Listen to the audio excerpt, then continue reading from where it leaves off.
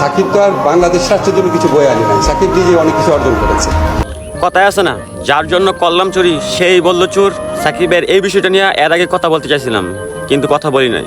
কিন্তু এখন যখন সাকিবের বিদায় নিয়ে কথা উঠছে, তখন এই বিষয় নিয়ে কথা বলতেই হয়।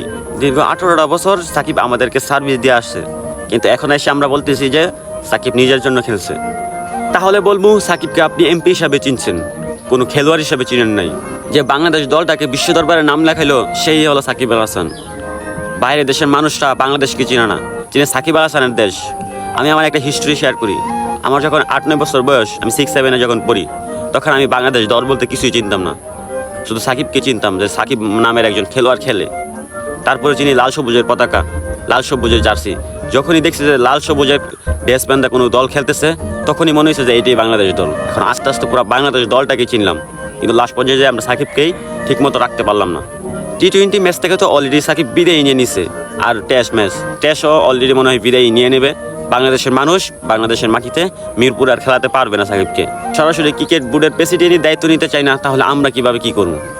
এখন যার জন্য সারা বাংলাদেশ দলটাকে চিনলাম, তাকে আমরা লাস্ট পর্যন্ত রাখতে পারলাম না। এখন আপনি বলতে পারেন সাকিব অনেক লোভী মানুষ, সাকিব টাকার জন্য খেলে। হ্যাঁ ভাই, খেলে টাকার জন্য। তাহলে আপনিও খেলেন না টাকার জন্য?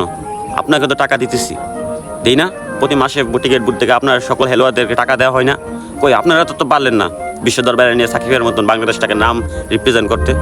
কই, এত বড় বড় ব্যাটার, এত বড় বড় বোলিং তো ছিল, ওই কেউই তো পারলো না ঠিক মতো। আমরা চাই আমাদের বাংলাদেশের খেলোয়াড়রা টাকার জন্যই খেলুক, আমরা টাকা দিয়ে ওদেরকে রাখতে চাই, আমাদেরকে ভালো কিছু পারফরমেন্স দেখ। আমরা কি পারতাম না সাকিবকে আমাদের দেশে এনে আমরা সুন্দরভাবে ওকে টেস্ট ম্যাচ থেকে বিদায় নিতে? ও যে অবস্থায় বর্তমানে আছে, ও কমসে কম 5টা বছর বাংলাদেশ দলকে সার্ভিস দিতে পারবে। শুধু একটা ভালো ট্রিটমেন্ট নিয়ে কমসে কম 5টা বছর সার্ভিস দিতে পারবে। যাই হোক, সাকিব আল হাসান একটা সময় না একটা সময় রিটায়ার নিতই, কিন্তু এখন সুন্দরভাবে নিজের দেশে নিজের মাটিতে, যে এই মাঠে সবসময় খেলা বড় হয়েছে, এই মাঠে সুন্দরভাবে অনুষ্ঠান করে রিটায়ার দিলে কি হয়তো? এই বাহিরের দেশে যে আমরা ওকে রিটায়ারটা দিয়ে দিতেছি, আমরা কি ঠিক করতেছি? আমরা কি আমাদের সম্পূর্ণ সম্মানটা ওকে দিতেছি? ও যে এত বছর আমাদের বাংলাদেশ দলটাকে সার্ভিস দিয়ে আসতো।